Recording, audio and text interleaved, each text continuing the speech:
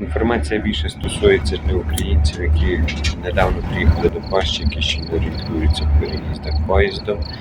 Замітив сьогодні в поїзді дуже багато українців, які просто губляться і не знають, як зорієнтуватися в вагонах, в поїздах, де знайти своє посадочне місце.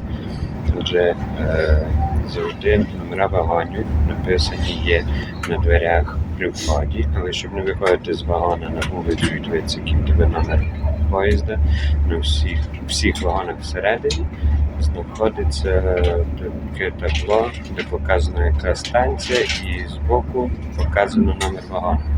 Тому не обов'язково виходити на вулицю, щоб подивитися на номер вагона. Зараз покажу.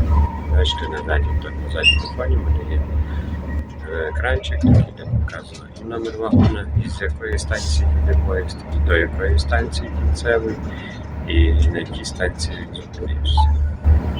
Так що користуйтеся, гарного дня.